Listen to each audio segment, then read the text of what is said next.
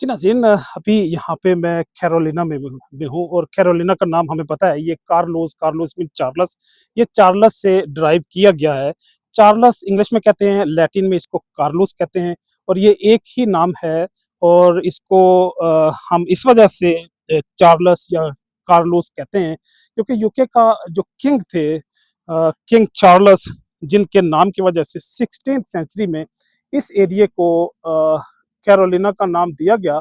और इस नाम की वजह से इस जो नोमेनक्लेचर है इसकी बैकग्राउंड, क्योंकि यूनाइटेड किंगडम से बिलोंग करती है। और एक एक वक़्त था, एक दौर था जब इस पूरी पूरी दुनिया में हर जगह पे यूके का बहरहाल किसी न किसी शक्ल में इन्फ्लुएंस था। अगरचे आजकल वो इन्फ्लुएंस नहीं रहा, आजकल यूएस मिलिट्री का या यूनाइटेड स्टेट का हर जगह पे इन्फ्लुएंस है। इसी तरह का इन्फ्लुएंस एक दौर में यूनाइटेड किंगडम का था।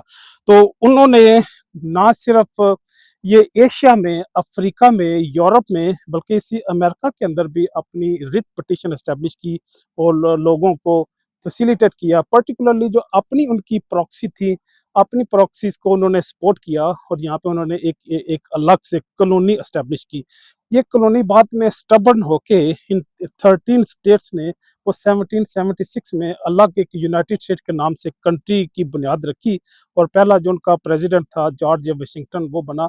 तो गोया ये इसकी जो सेपरेटिशन है, इसकी जो स्प्लिट होके जब इंडिपेंडेंट कंट्री बना 1776 में, तो ये एक्चुअली अमेरिका ही, सॉरी, यूनाइटेड किंगडम की ही एक प्रॉक्सी थी, उसी की एक कंटिन्यूटी थी, उसी की एक एक्सटेंशन थी। तो गोया उसकी एक्सटेंशन की वजह से इसका नाम जो है वो किंग चार्ल्स के बिहाफ पे वो कैरोलिना रख दिया गया।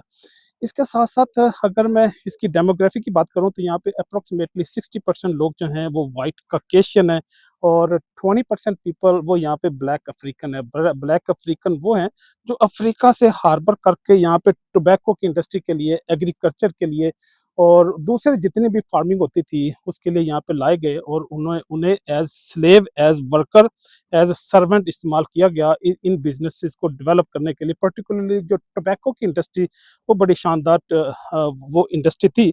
उनको अफ्रीका से उठा के जब यहाँ पे लाया लाया गया तो ये ज़मीन जो थी, ये धरती कैरोलिना की, ये सॉइल उसके लिए क्योंकि सूटेबल थी, तो यहाँ पे उन ब्लैक अफ्रीकन को एज़ ए लेबर इस्तेमाल किया गया और उनके साथ गैर इंसानी सलूक मैं समझता हूँ किया गया।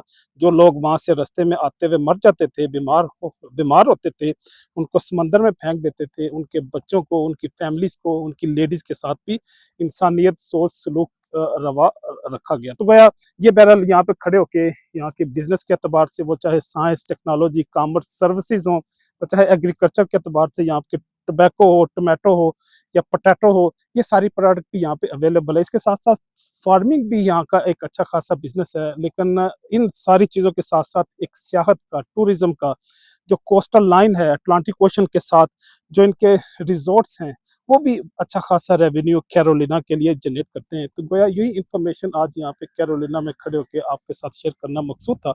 इजाज़त चाहूँगा। अल्लाह हाफ़िज़।